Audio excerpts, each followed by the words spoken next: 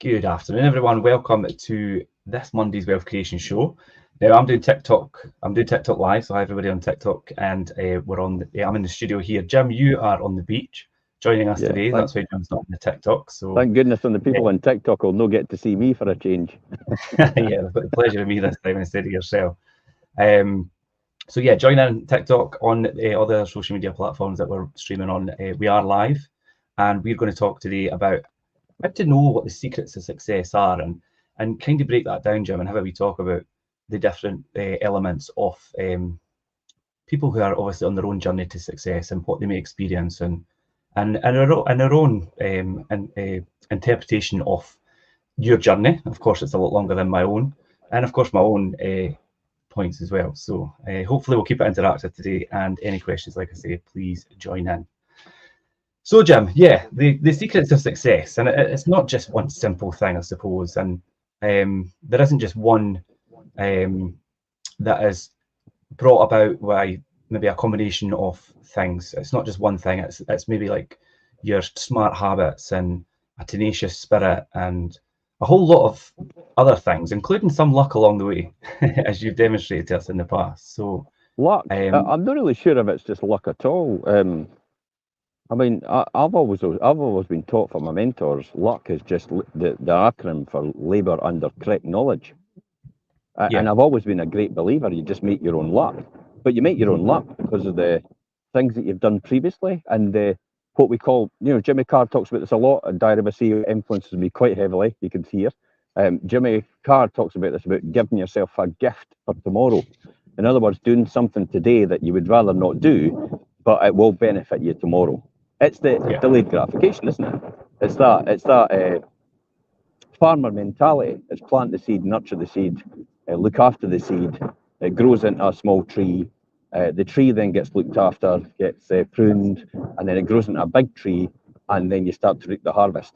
But you don't just reap the harvest once, you reap the harvest every single year. And if you're out in a place like this in Spain, you reap my harvest 3 times a year. So just for everybody on TikTok who can't see Jim, Jim's obviously on my screen. Jim's on the beach in Spain at the moment, but he's joining us via his phone to do the show today. Hence the reason I'm live on TikTok in your place as usually do it. But yeah, that's exactly what you're saying, Jim. That's right. And just for reference, you made a point there about Jimmy Carr, and obviously Jimmy Carr's been on the Diary of a CEO, which and shared really a lot of some interesting insights on his own journey and how he implements his own habits and techniques and things into his own success. And it's actually it's quite a good listen, and he's quite insightful in what he does. It always says it though. I mean, success leaves clues. Yeah, It's been talked about for years and years and years. So if you find somebody that's really successful, find out what they did and what journey they took. And you could probably learn a lot of things about them. They might be in a completely different field. I mean, Jimmy Carr's in entertainment. I mean, what's entertainment got to do with me? But I tell you what, the principles are always the same. And this is what you wanted to talk about, the principles of, the secret of success. And I'll tell you yeah, what, people will come onto this and they'll listen through this and they'll maybe engage later on. They'll maybe engage right now and make comments and stuff like that and ask questions. But the reality is, it's the same principles every single time. It doesn't change. It's timeless content. yeah, It's timeless questions.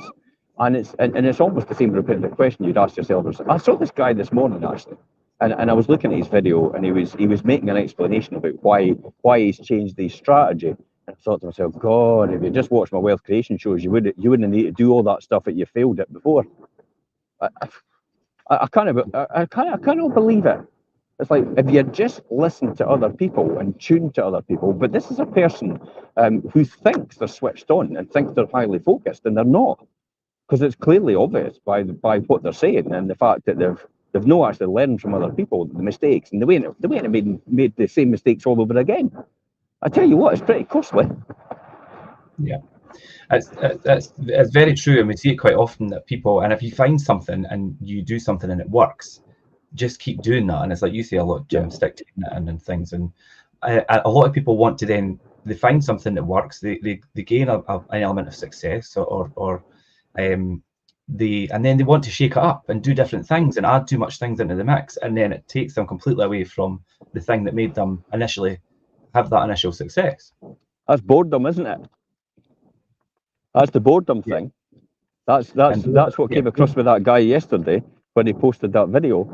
It was basically what it demonstrated clearly that he was bored. He was bored making money because it wasn't going fast enough for him. So then he felt that he now believes that he needs to shake things up and actually change it all around in order for it to go faster for him. And my answer to that is, if you watch the bloody wealth creation shows, you would realise it's just go and get a job and work for someone else and do your side hustle. And your side hustle will be that bit that you think's boring, and it'll make an absolute fortune because you'll no longer be boring because you'll be working doing your day-to-day job. Your day-to-day job provides for your living. Your side hustle provides for your lifestyle later on. Yeah, I've got a comment here on TikTok that says, "Why does no one work in the UK anymore?" Jim, very much. Well, I do work. I do work in the UK. I do work in the UK. I pay taxes in the UK, so don't worry about that. I'm not a tax excellent or anything like that. It's just that I've got all the time in the world now. I can go anywhere I want to do, anytime I want to do, and there's no restrictions on what I do, because I've got everything I need. It's quite interesting. Yesterday, a lady said to me, I support a catch, neuter and release, or catch, neuter in Spain, release for the cats here and where we are in Spain. And she was dumbfounded because she's like, "Oh, we're going to be opening next door and we're going to make sure we're going to get rid of it." But sorry, what do you mean get rid of the cats? Because the cats are keeping the vermin down. And I says, and I'm spending all this money to catch, release and neuter them in order so it doesn't bother you anymore because they don't multiply anymore then, and they'll live out their natural life and look after the place and keep all the vermin down. So, and by the way, some people actually like cats. There's cat cafes for a reason. And I think it's more about the control thing as opposed to getting rid of them. Yeah, but I think what she was more surprised about is the fact that she actually said it to me. Why are you spending so much money on cats in Spain? It's like you don't even really live. I mean, I've got a house here, but I'm only there about maybe a month a year in total. I don't visit that much, so it's the whole thing about why would you want to spend your money on this? I went, well, what else am I going to spend it on? And she looked at me as if I had two heads, and I says, but if I've got everything I want and I've got everything I need, do I need anything else? Could I not just be happy at that? And I says, well, what happens is the money still keeps flowing in, and I just naturally give it away to people that will actually need it. It's that old thing, and I keep telling everybody all the time, is regardless if you've got what you want, everything in life, go out and help other people get what you've got as well. Just go out and help other people. And if you can make even more money doing what you're doing right now, and you're choosing not to do it because you think, well, I don't need any more, go out and make it anyway and give it to somebody that really needs it if that's the case. That's what I was just going to say. You always push that, Jim. It's like there's a lot of people that maybe come to you and think, right, well, I've had success, I've got my own wealth, I've got as much as what I need, so I'm just going to stop doing what I'm doing then. But then I'm going to be bored. And it's like, well, keep doing it and help other people with the money. And then just start helping everybody else. Then, if that's the case, you don't need to charge them because you've got everything you want. So why do you need to start setting up property courses and actually charging people an absolute fortune for it? Why don't you just tell them the secrets of how to do it then? For everyone on TikTok, just you can give me a wee thumbs up or whatever, just to let me know that you could hear Jim, because obviously, so you're not just watching me sitting looking at a screen. Hopefully, you could hear him. I've put the volume up so that hopefully they could hear what you're really. Yeah, I just usually plug my microphone in my phone and put it next to the speaker on the laptop. Okay. So anyway, we're talking about the secrets of success, and as today, and as we say, there's not really any one thing. Do you know, it's a multitude of things, and it's a mixture of habit and your own habits and your own approach to things. There's a lot of mentalities that maybe are the wrong things to try and practice or try and eliminate from what you do to help you be more successful. And one of the first things, and we've covered it a few times, is procrastinating and how to stop procrastinating. And that is a really important thing. And I know from my own experience, procrastinating is something that, it's something that everybody suffers from in their own journey at some point in time, I would imagine. But it really is about avoiding the unpleasant parts of your work that doesn't really make them go away if you just try and avoid them and put them to the side or I'll think about that later. Just deal with things as they come in, and break the seemingly those unmanageable things into manageable sections or chunks of how to deal with them, and then it makes it less of a challenge. Is that what you do? It's what I do now. Yeah, I mean, so is that what you do? And I'm not really sure what I do. I think sometimes I'm guilty of leaving it to the last minute. I know I've done a lot of work on terms of the evaluation day for the St Andrews Rotary Club and raising funds for charity. But they put a lot of emphasis on me actually sorting out their audiences and getting all the people through the door. And I'm like, I'm only the sponsor. So I've managed to put a campaign out, but I spent the weekend there now. Well, actually, 2 days ago on Saturday, I thought I better start pushing it out to the local community pages because obviously it's tomorrow. And I know people will turn up as a result. And we're only needing 200 people out the whole of Fife. We're not needing 1,000 people through the door because it's like The Apprentice, whereas you've worked out you've only got enough resources to accommodate 200 people. So there's no point in trying to get 1,000 people to come along. Yeah. So procrastination is a big thing, I would say. And you're right. It's good that you're actually acknowledging the fact that you start to break it up into these small chunks. Yeah. But how small do you go then, Richard? I mean, is it just, do you write it down? Do you do daily tasks? What do you use to do that? Yeah, I think instead of procrastinating and putting things to aside and I'll deal with it all later, look at the task in hand and think about, right, okay, I could break this down into, I could do this, and prioritizing what is important within that task. I need to address this first.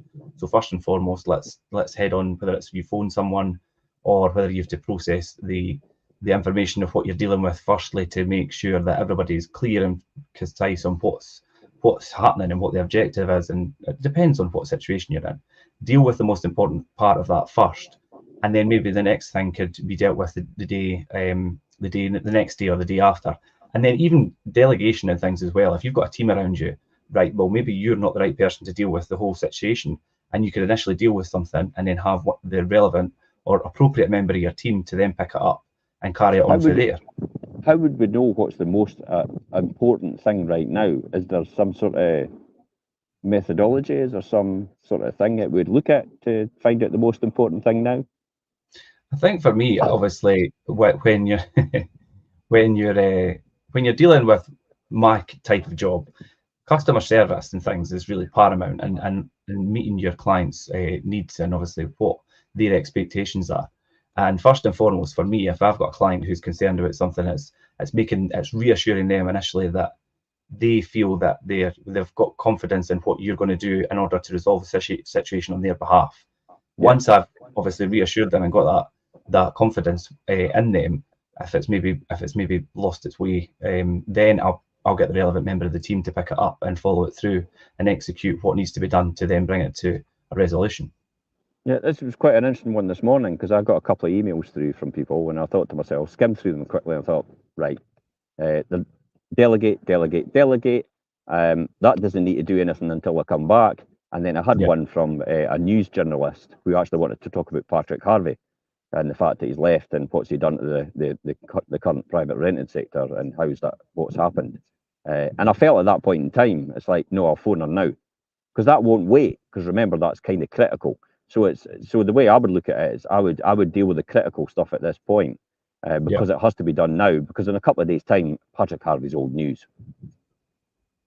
Yeah. Well, that all fell apart at the end of last week, obviously, as we've seen. So it gives you a good insight into seeing how you could easily procrastinate and think, I'll just wait. But the reality is with something like that is that will not wait. So you just have to get on and do it regardless and feel the fear and do it anyway. Because a lot of people, it's like if somebody says a journalist is going to talk to you, I have no idea who this journalist is. Actually, I looked them up. They're a freelance. So that could be going in any publication for all I know.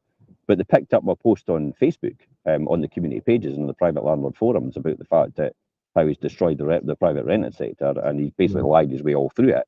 And now he's left the boat and now it's basically sinking and everybody's clearing out and Hamza Yusuf has resigned 20 minutes ago. Yeah, I've seen that, yeah. So these are the Yeah. sort of things that are in the news right now and should be the most important things overall. But then it comes on to your second point about the fact that, beating negativity. How do we go about that? Because there's negative all around, no matter where you are. Even on things like TikTok, I still see I was people. just about to there's say this, I've this got gets, TikTok running, and yeah, the negativity is unreal. absolutely, But then absolutely. that's just And then YouTube the other day, I had a guy that definitely, the needy tenants post that we did. yeah. Immediately just made an assumption, jumped on the bandwagon about, just read the title and then went on a big rant. And I thought, it's got nothing to do with what you've just spoken about. And I typed half it out, and then I thought to myself, nah, I'm arguing with somebody that just wants to fight. It's the old adage about never fight with a pig, because you both get dirty, but the pig loves it. Never fight with a pig. Yep. And that's essentially it, Richard. So you just have to, in order to beat negativity, sometimes you just have to walk away. I've found you just have to walk away from people and think, what is the purpose of arguing with them? To convince them to change their mind. But there's people out there that come on and they just get out, keyboard warriors and trolls, and they just want to have a go, no matter what it is. And with these people, you just have to avoid them like the plague. You've got to run for the hills when you see these people. Ban, delete them, delete and ban them. Do whatever you can, just get rid of them. Don't try to convince them. Here's the expression that you have to remember. A man convinced against his will is of the same opinion still. Yeah.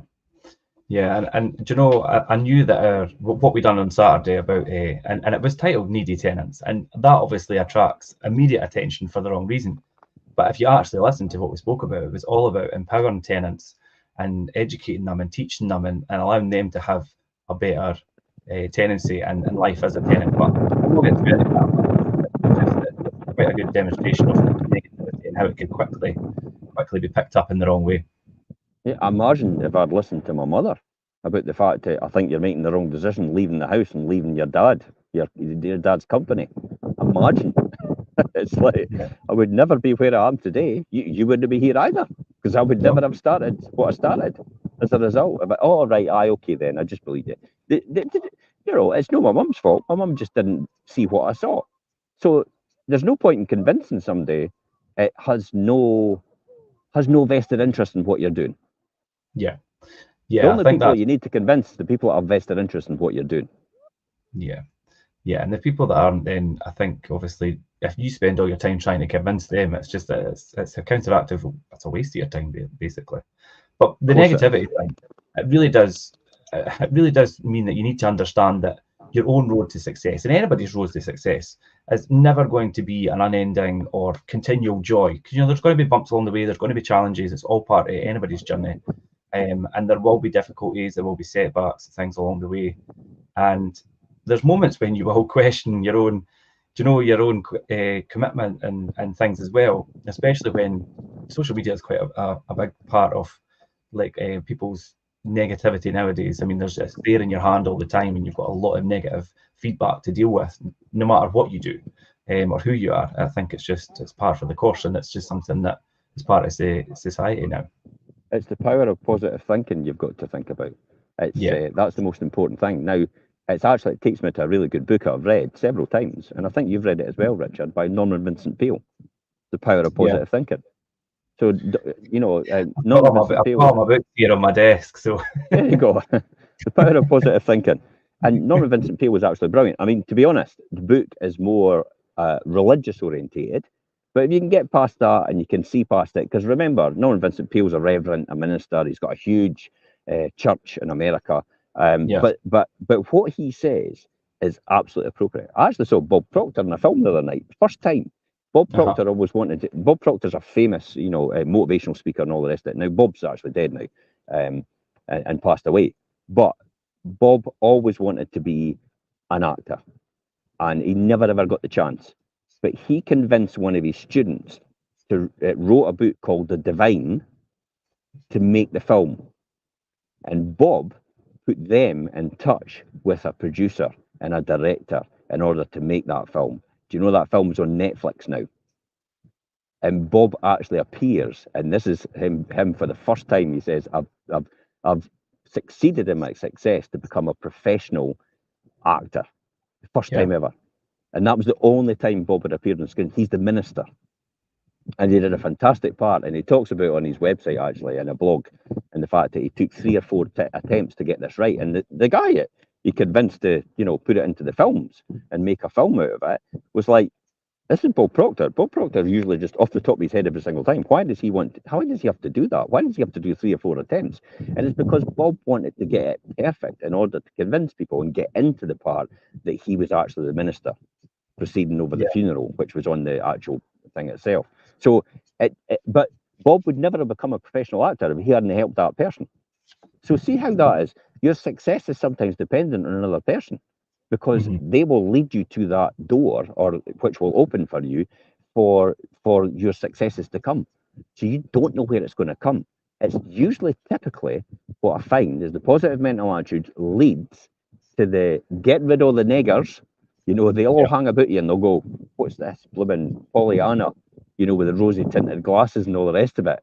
That sort of thing. They'll have a go at you. They'll try to drag you down to their level of thinking, but don't let them break you. Just you keep that focus and you keep that positive mental attitude and you keep going. Eventually, these people will disappear off the radar and you'll start to attract people exactly like you. Yeah. That's how to get rid of negativity. Yeah, you're absolutely right, Jim. And having a positive mental attitude is such an important thing. And it's not always easy, but like you're saying, if you stick at it and have your own values and your own goals and objectives in mind, then and keep yourself in that positive mental attitude, it will help you immensely.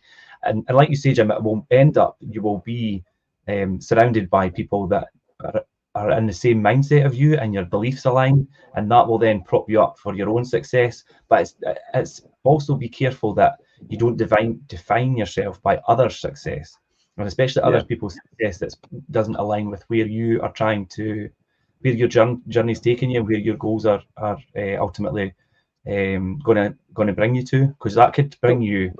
So what would be examples of that then? What would be examples of then when you say don't define yourself by other successes? What do we mean by that? Well, we obviously, we refer a lot, to property investment and property lettings and things, because that's what we do. But we see a lot of people who are, and you sent me someone actually the other day, and it was, they've only been in the industry a couple of years, and they're out there selling courses and charging a lot of money to teach people. And I'm thinking, teaching people when you've not got your own success or had, an extended period of time in the field doing what you're trying to teach people to do? How could you demonstrate to people, I could help you make money doing this, but I've not done it myself? This is an awful lot as well to do with the comparison. Is a thief, is a thief of joy. This is when people come on, and they start to get a bit of jealousy because somebody's ahead of them. And I keep saying to people, if you're just starting out in property just now, if you want to get where I've got, you'll get there far quicker than I am. And remember, I've had 30 years at it. So I'm here because of 30 years. You spend 30 years on this, you're going to be way ahead of where I am right now. If you spend 30 years from a standing start right now. Yeah. And I think if you even spend 20 years, even if you spend 15 years or 10 years, you'll probably be, 15 years, I would say. I think 15 years you'll probably be where I am, and you'll probably be way beyond that by 20 years. Definitely where I am right now, because it's a lot faster to do these things because we understand the systems and procedures in order to do that. And there's a lot of things in place to allow people to succeed in property today. The legislation being one of them as well, probably. I know people say, it's like, I did actually say in that thing, I just want to shake Patrick Harvey's hand because he's taught every single landlord in Scotland to increase their rents every single year, myself included. And it's like, next time I meet him, I'm just going to remind him of that. He's literally, you know what I said? I kind of thought to myself, this is the Arthur Scargill of the private rented sector, but he's not. He's the Margaret Thatcher of the private rented sector. Yeah. Because literally what he had done is he had stood up and he had put legislation in place to stop us. So we're the other side, really, and fighting against what's going on and fighting for the rights we need in order to protect and help our tenants, in order to make sure we can keep them in their tenancy and not actually compromise on any of our standards that we're allowing for them. But then he's the flip side of that. He's trying to stop us doing that effectively. That's how I see it. And now he's gone. It's like, I just hope, and I said, companies actually to turn around and say, this legislation's pants. We need to get rid of it. We can't implement it as it is. The frustrating thing as well, and I know that a lot of people within the industry, and that's not just landlords and investors and things, it's tenants and that as well. There's a lot of frustrations about the legislation that's been put in place by Patrick Harvey and the Greens and whatever. So, and it's quite frustrating that they could just, well, he's obviously walked away now, and he's able to do that and left us obviously with this situation. So hopefully, as we progress forward, people can see the light of maybe this was the wrong legislation, and this is not going to work. So coming back to this thing about don't define yourself by other people's successes. You're absolutely right. Yeah. I mean, competition is healthy. You've said it yourself. I can see it in here. You're saying that as well. But you're better be competing against yourself rather than trying to compete against other people, because it will just frustrate you all the time. Because remember, you're not experiencing everything they're experiencing. On the face of it, they might look extremely successful. But again, as I've looked up a couple of people's accounts in the last week when I've been out here, because that's the type of thing that I do, when they shoot their mouth off and they try to say they're great and they do this and they do that, I immediately go to look at their accounts to see what they're, do you eat your own cooking? That's the expression. Do you eat your own cooking? And do you stick to your knitting? And the answer to that is no, they don't. They've absolutely no pot to piss in. When you look at the limited company, and they're out there telling everybody how successful they are, they're taking pictures of next door to, next to Lamborghinis and sitting in hotels, sitting on beaches like this. I could be a great pretender for all you know, but look me up on Companies House. Yeah. James Parker, Parker Housing Limited. Go straight for Parker Housing Limited on Companies House, and then look for directors. You'll find me as a director. Click on me, and you'll see every other company that I run, and you'll be able to look at their net worth on each company, and that'll give you a real good insight into how successful I am.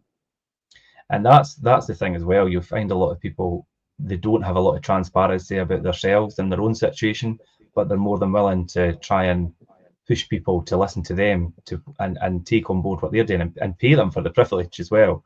Fake it till they make it. That could be a really costly mistake for anyone to make. Yeah, failure is another one you need to embrace. Yeah. So what's your thoughts on embracing failure, Richard?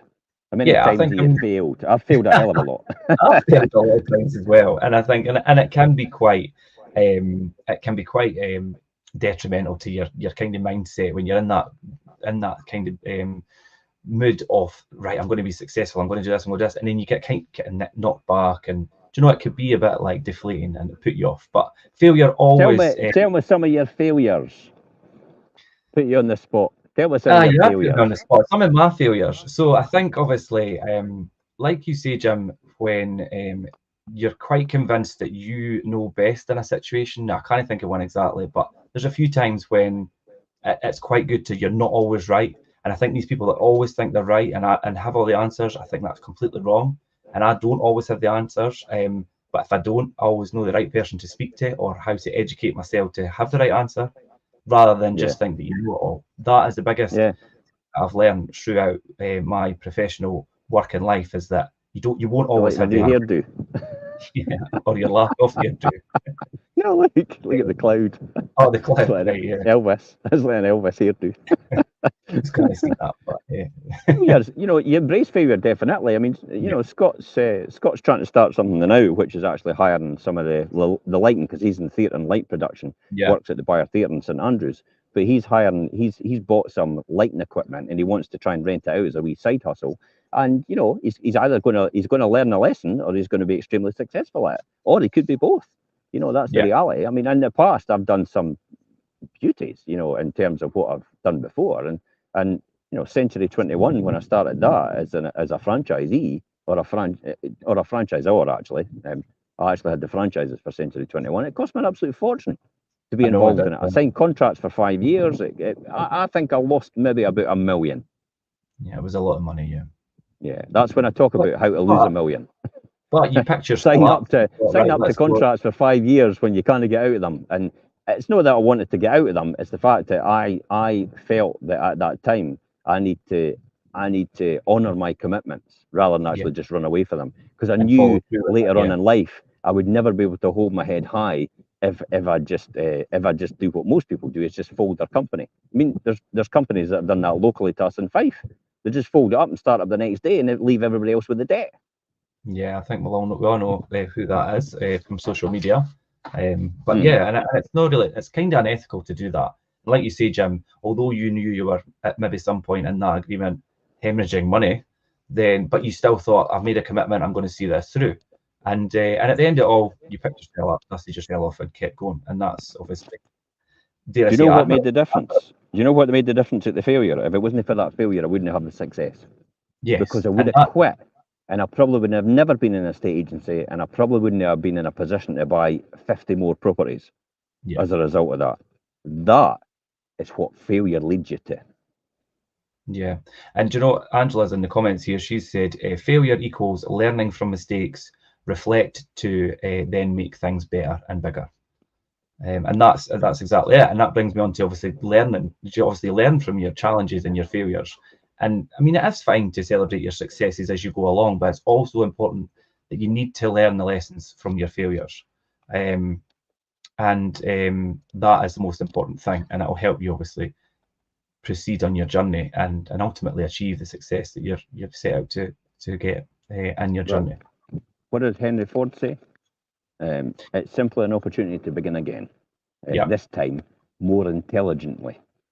And the key about failure is, before you start off in an endeavour, make sure you've minimised the downside to the yeah, failure. So if you do fail, you'll actually be able to minimise the failure that you've had, and it won't wipe you out completely. yeah. Shaf Razul, is it, on The Sun, does the business section.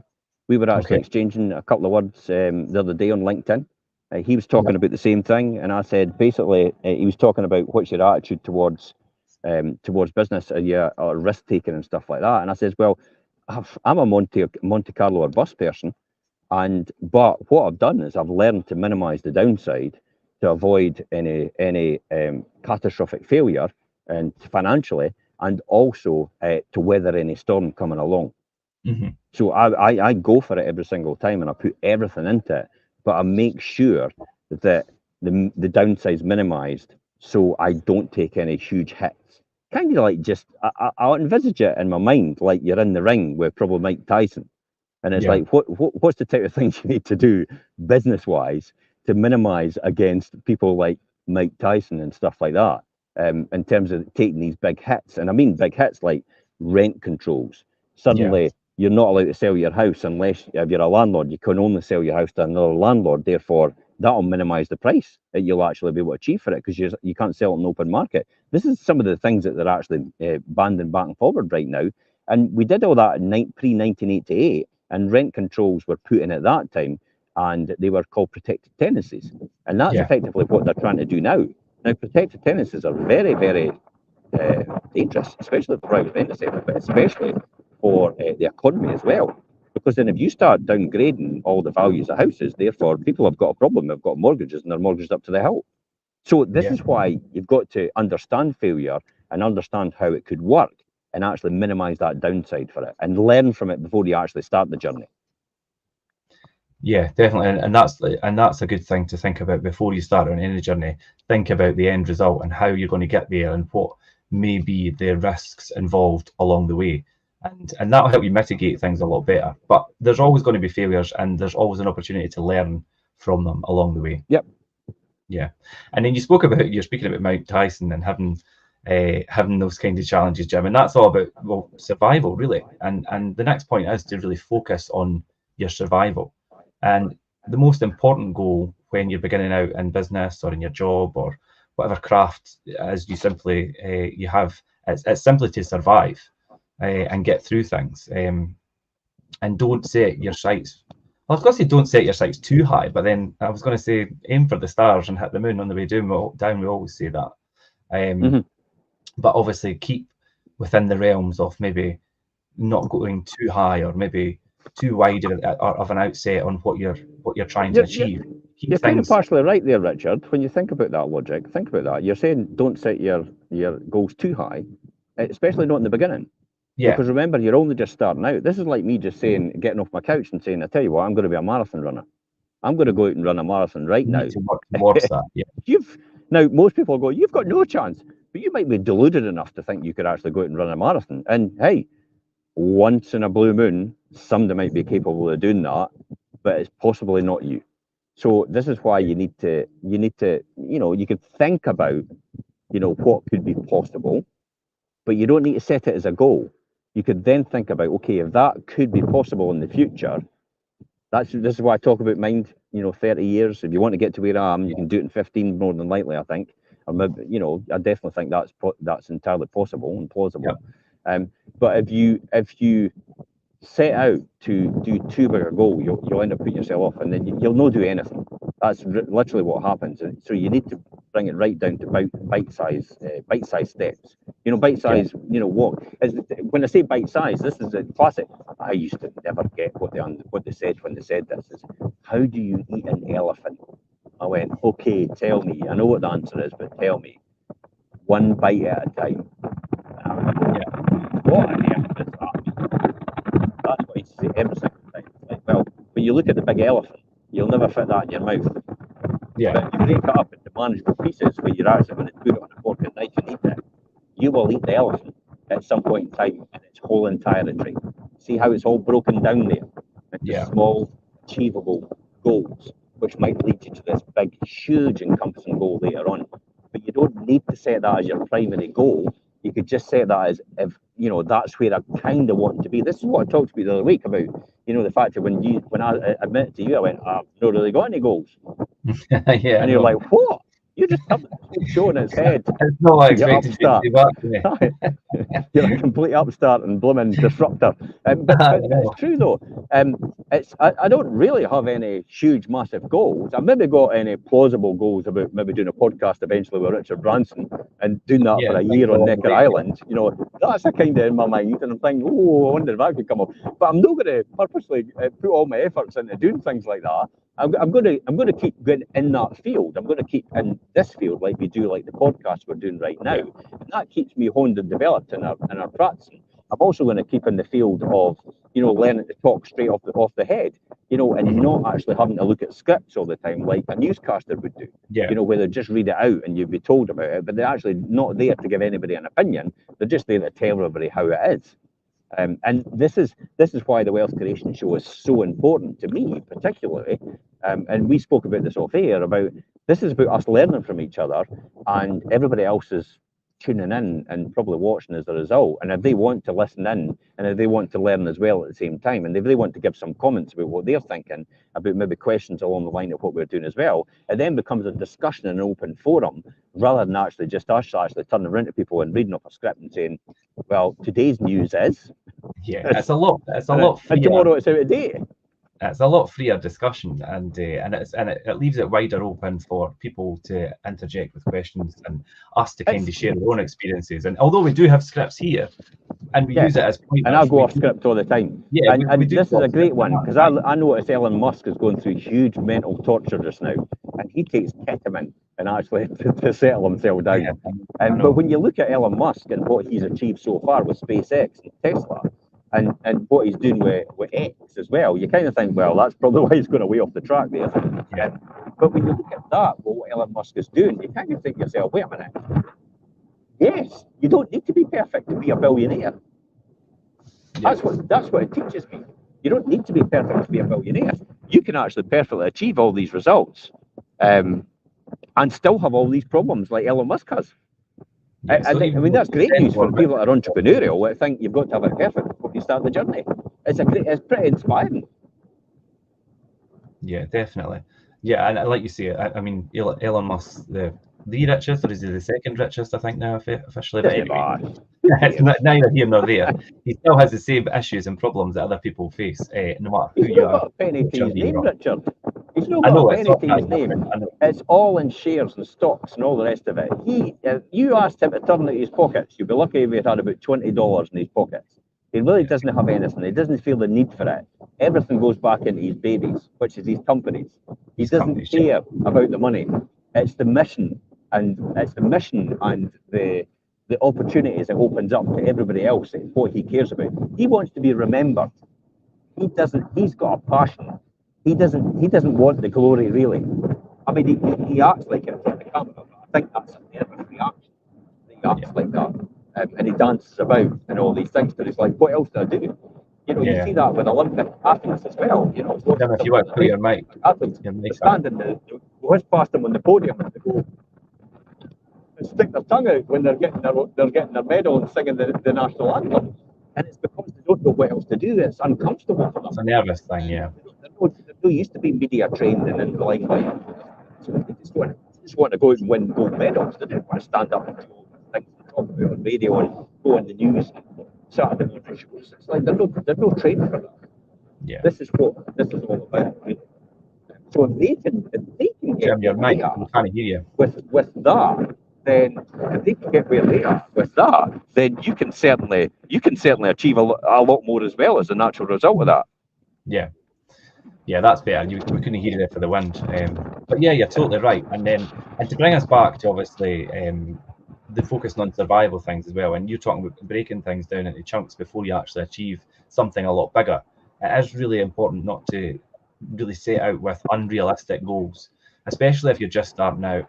Do you know, there's nothing wrong with having or aspiring to be something very big and successful in the long run, but you need to start somewhere and have a more realistic approach in the initial stages. Because if you set out for something too big in the beginning, kind of might set yourself up for failure, and that could be quite detrimental. Yeah. So how do we establish the right habits then? Yeah, because I was just going to say that's all the obviously wrong mentalities or mentalities and challenges you'll have. You need to then obviously to be successful and overcoming these things and one of the key things is really establishing the right habits. And we talk quite a lot about habit stacking and things as well. And firstly, I think pursuing something that's meaningful to you as well, and committing yourself to fulfill and pursue it means that you need to really have a passion for something or pick something that you have a passion for, and that will then give you that extra drive. So you're really passionate about something or the things that you do, you'll have that extra drive and you'll want to be successful in what you do rather than someone who's stuck in a 9-to-5 job who feels like they just have to do it to get money at the end of the month to live. There's a difference between that, and that's really an important part about having something that's meaningful to you and that will create that habit of working harder towards achieving your goal within that field or whatever that may be.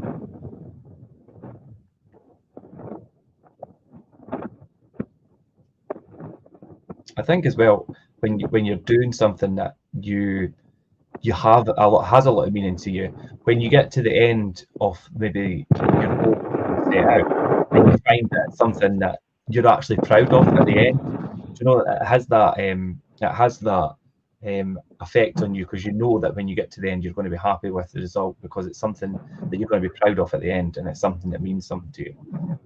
So I mean, in terms of yourself, Jim, I mean, you've got a lot of things that maybe are meaningful to you. I know you do a lot of community work and things as well, and that's really meaningful to you, and that's part of what you're allowed to do that as part of what you do. It's the only thing I bother about, Richard. It's probably the only thing I care about is the fact that the community around about me and how I can help other people achieve what they want to achieve. Tell me what you want and I'll show you how to get it. It's as simple as that. Whatever you want, I'll show you how to get it. And Bob Proctor talks about this all the time. That was his famous phrase. Tell me what you want and I'll show you how to get it. Are you prepared to pay the price for it? That's the key. And a lot of people just don't want to pay that price. Yeah. I can show them how to get anything they want in life, and that's but they have to do the work to get it. That's the key. Yeah.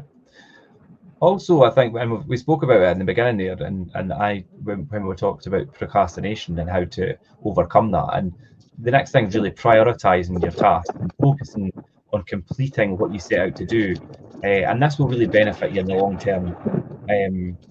If you really learn to identify the difference between, high value important tasks that will benefit you more in the long term or be obviously as a benefit in a positive way to whatever you are doing, versus the low value tasks or things that aren't as important or need to be dealt with straight away. And this will make it easier for you to offer a much better service in whatever you're doing, and maybe have fewer benefits to that as well. And that's really important. And it's prioritized, and that's all about habit stacking as well.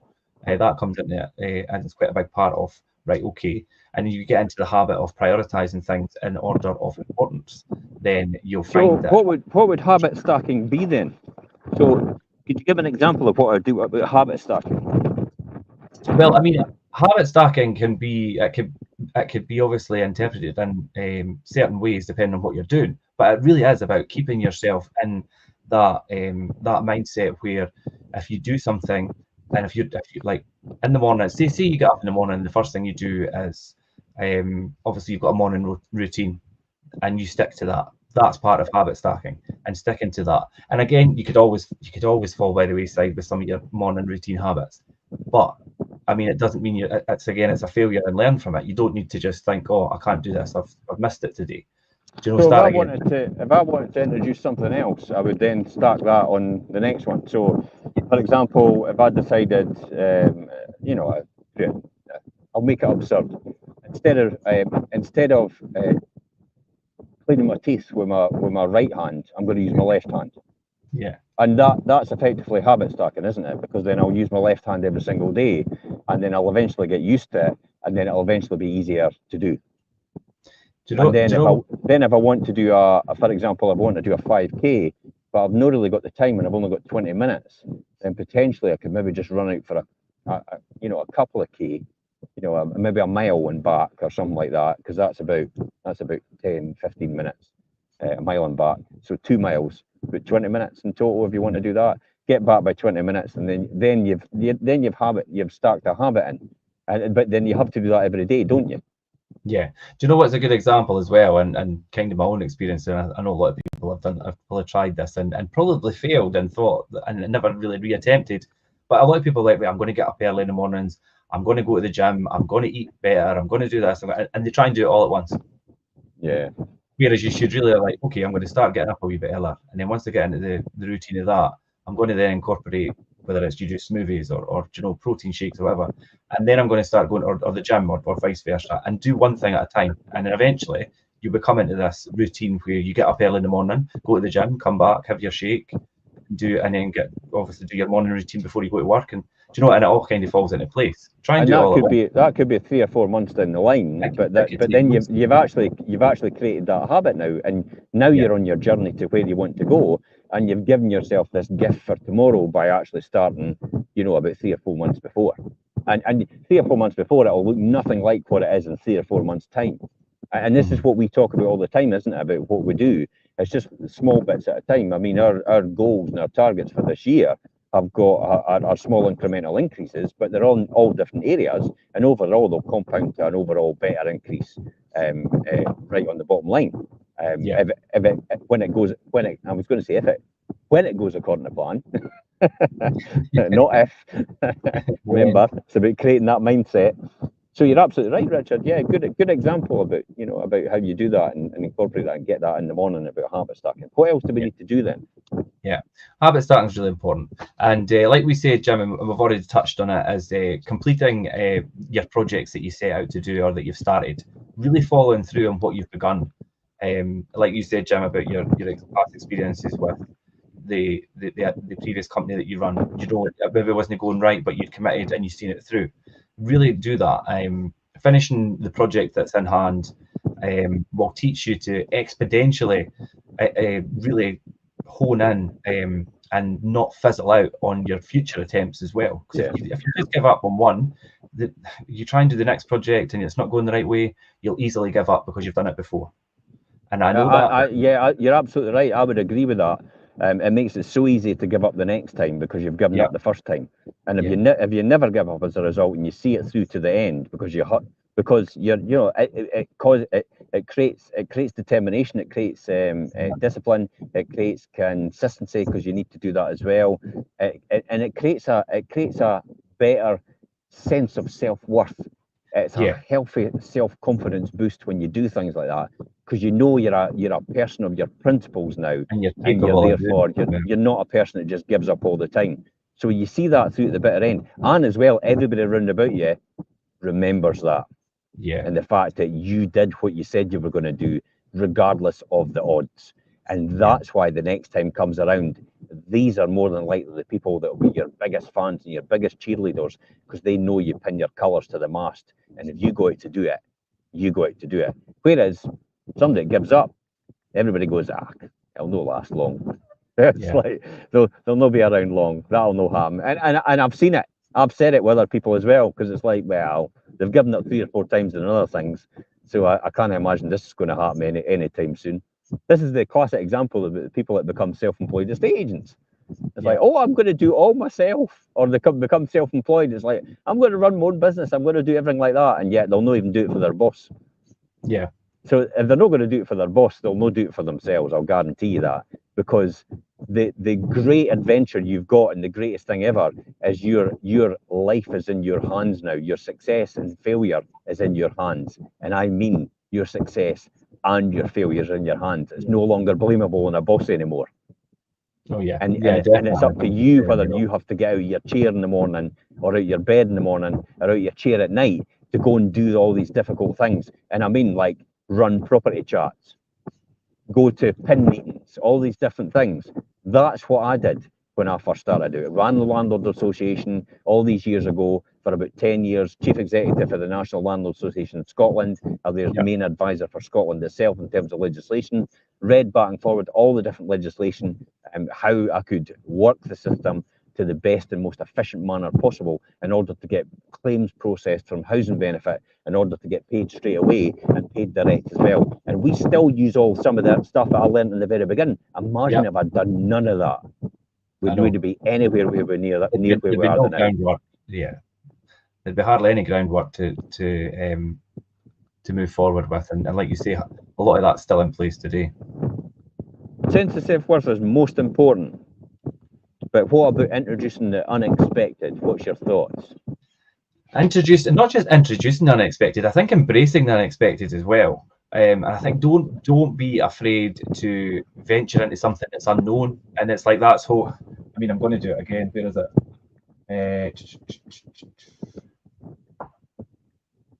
It's no here. I was going to pull out Feel the Fear and do it anyway, but it's not in that. It's not. Absolutely.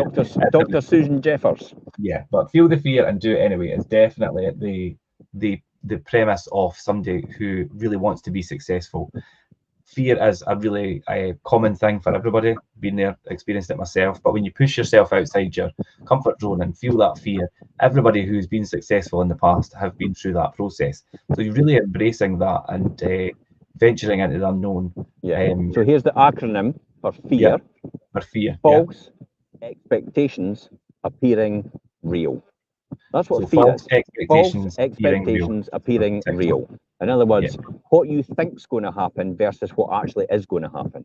When you read a fantastic book, How to Stop Worrying and Start Living by Dale Carnegie. So fantastic book. It has a great thing in there about the fact that there's so many times we worry and have so much anxiety about things that will never happen. I'm just going to end up there, Jim, because there's no one thing that could happen. Hey guys. So there's only one thing that can happen. That's effectively it. Only one thing that can happen out of this in this reality. So why overthink it? Why think about all the different possibilities? It frustrates me something rotten.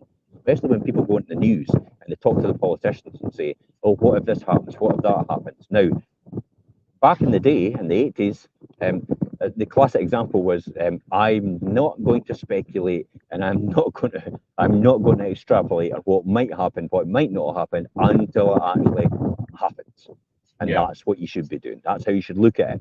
So when you're talking about introducing the unexpected, don't you could run to it, you don't over speculate it, don't think about it too much.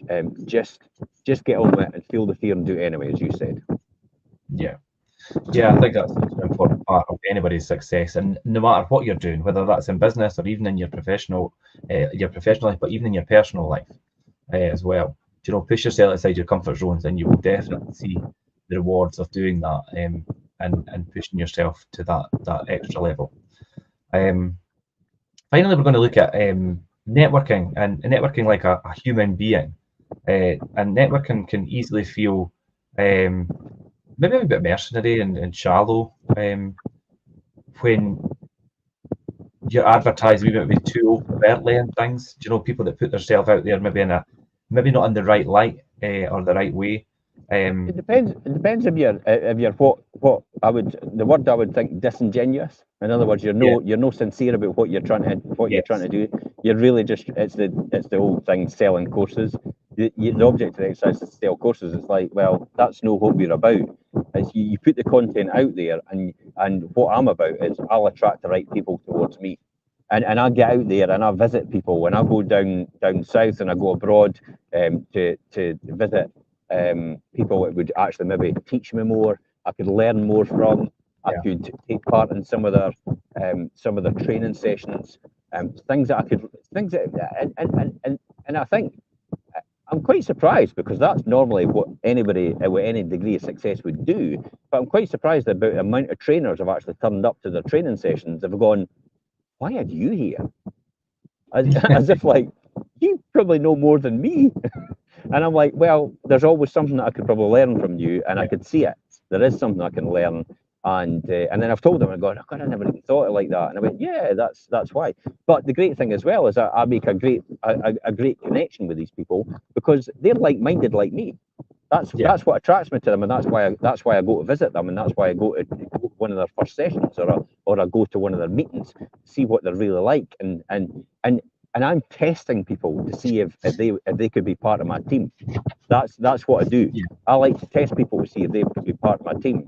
And if they're not what I think they are, then nobody will know any the wiser, and I just never go back. And I've learned something in the process, and I never go back. But there's always something I learn.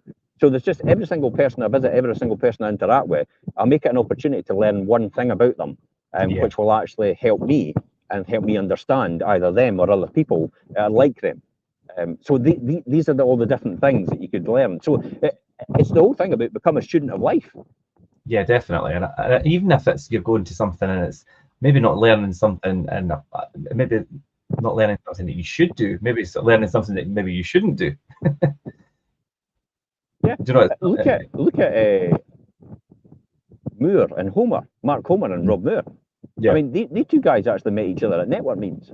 yeah, Progressive Property wouldn't be what it is today without these two. no, Mark Homer is the guy that sits in the background, like what Wozniak was to Jobs. yeah, Jobs is on a Steve as Jobs. aye as he's the front man as um, Rob Moore, and Mark Homer's the Wozniak to him, I So it's would that say. same kind of relationship. Yeah, Yeah, one's quite an introvert, one's quite an outgoing extrovert, and it's a good symbiotic relationship, and that's yeah, what happens in a lot of these ventures, a lot of these organisations. You've always got somebody in the background who actually does all the work and makes sure it all happens, and the person in the foreground taking all the laud and applause and everything like that. But the reality is, they know damn fine it wasn't all them. It's all the yeah, people that stand behind them. It's all and the help them. people that stand behind them. It helped them elevate that person to that point of position, and it's their responsibility to make sure everybody's rewarded as a result of what they're getting to do. Yeah, definitely.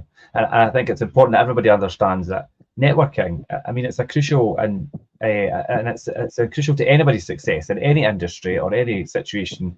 If you're in a professional capacity, but you should never forget that you're forging connections with other people. And like you say, Jim, you never know when you might find the true bond on an unexpected occasion, and find maybe your next business partner, your next investor, a new employee. Do you know? And there has been studies and things that show that the most successful business people excel in both cognitive and social skills. But like you Yeah, say, Jim, don't neglect the interpersonal skills as well. I've got to work on the cognitive and social skills quite a lot. Maybe the social skills a bit more. Interesting enough, I actually messaged a prominent MSP, and I messaged her this morning again, Hamza, his days are numbered, and that person wrote back, toast. Toast. Quite In other literally, yeah. words, that's the end of them, and lo and behold, he's resigned. But do you Yeah. see how I made that connection through property? I know these Mhm. people through property. They've Yeah. gone on to dizzier heights and other things, but they all started out where I was as well. And Yeah. we all went into different areas, but all kept in touch with all these people. And I've had meetings with these people and coffees with these people and chats with these people over the years. It's just people I love knowing, and I Yeah. love hearing from their successes, and I love hearing what they're all about and what they're doing. Um, So maybe I'm quite social to a degree, but I keep thinking myself I'm an introvert that doesn't really want to talk to anybody, which is weird because we're on this and I never stop talking. I think people watching this will think, what? That can't be. I mean, like, and they wonder what you're talking about. But obviously, if people know you, they know that, and outside the camera and outside the social media thing, it's different. It's easy to have confidence in something you know a lot about. Yes, I could say that.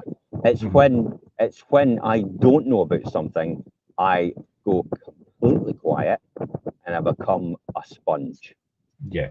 And to everybody else that knows a lot more than me, I start to observe, I start to look around, I start to learn from other people, I soak it all up, and I get it all together, and then I start to re-emphasize it and teach myself it even more, and then start to go over it again. I mean, I'm on the third listen to Jimmy Carr's podcast. Yeah. And it's like the rail bridge, you know, when you finish painting it, you just start again. Literally, that's what I've done. It's the third time I'm listening to it. And right after listening to it before, and this is the third time in a row. And folks are going, what? Surely you would, I mean, that would be boring. There's a huge amount of wealth and knowledge in there and expertise that I don't think I have. Therefore, I think that's something a person I should definitely learn from. So you're right. Studies have actually shown the most successful people in business, they do have the cognitive and social skills. Maybe I do have them, and I just don't like to acknowledge them. But you know, you said it and you nailed it right there. Don't neglect your interpersonal skills. That's all it comes down to. I think it's, again, we'll come down to an old adage. It's not what you know, it's who you know, and your net worth will be a result of your network and the people you associate with. Your net worth will be determined that way. So if you're not very successful in what you're doing, and you've not got the wealth you've got, you're probably hanging about with the wrong people. And hang about with other people who are professional functioneers, say this is fantastic, this is great, but not actually doing anything with the knowledge and information. It's not the right people you should be hanging about with. You should be hanging about with people who are possibly sitting on the beach. Yeah, no, I totally agree. Well, you're at work on a Monday. No, you particularly, but you know, other people at work on a Monday, and that's the people you want to be hanging about with to get how on earth. And that's the people you would. I would be on me like a flash. You know, if I was starting it for the first time, I'd be learning for every single podcast that I've done on the Wealth Creation Show. I'd be listening to every single one, back to front, front to back, and probably back again. Because it's like, well, wait a minute, that guy's sitting on the beach. I'm sitting at my work on a Monday morning, or I'm sitting waiting for my work tomorrow because I've got a holiday today, and I'm listening to this podcast, and it's like, and I'm sitting looking at this guy thinking he's full of shit. It's like, you know, but the reality is he's sitting on a beach in Spain. He's told us who his companies were. We're looking up the companies on the company's website, and we can see it's millions that these companies are worth. So that's got to tell you something. Yeah. Yeah, definitely. And I think what a really important thing that I picked up on when you were talking about there, Jim, is that you clearly demonstrated there from your own experience as well that not everyone knows everything, and no one's expected to. And when you don't, you should be open and ready to learn. And like you say, Jim, and I think a good way to end today is to just continually be a student of life. Yeah, absolutely. And learn from people that are more successful. Be a student of life. You can go this next week's show. Yeah, potentially. So no, that was good. Thanks for joining, Jim. I know obviously you're out there, but you obviously do this because you enjoy doing it, and it's good to chat and share. It's good to keeps me sane. Sorry? Sanity. Yeah, keeps you sane. I don't know if Elaine would agree, but anyway. It probably keeps Elaine sane, because then I don't talk to her then. Because it's like, it's like, I never stop. It's relentless about systems and processes I see all around about me, and I keep talking about them. And I say, Elaine, that's exactly why I do all these podcasts. To get it out. It gets out. Yeah, it gets out. Yeah. Actually, it's a kind of therapy. I would say. It's a win-win thing, because you've got that bank of all the knowledge, and it allows you to kind of offload what's going on in your brain. Yeah, definitely. I would say so. Yeah. Good. You'll not see them, but see in the background there, right there, right there. These apartments. There's apartments. I can see them. I can see them. Yeah. £1 million for an apartment on the top floor. Just one. Yeah. just a wee bit on the top floor. £1 million. What a fantastic area this is. Absolutely beautiful. Just don't turn the Albufeira away when you get off at Faro. Turn the other way and cross over into Spain, and this is what you've got waiting for you. Yeah. Yeah, it looks really nice. Well, you enjoy that, and I'll leave it there, and we'll be back next week, as usual, with a web creation show. And thanks to everybody who joined in the comments. Thanks to everybody on TikTok, and I will catch you later, Jim. Bye-bye for now. Right, see you later.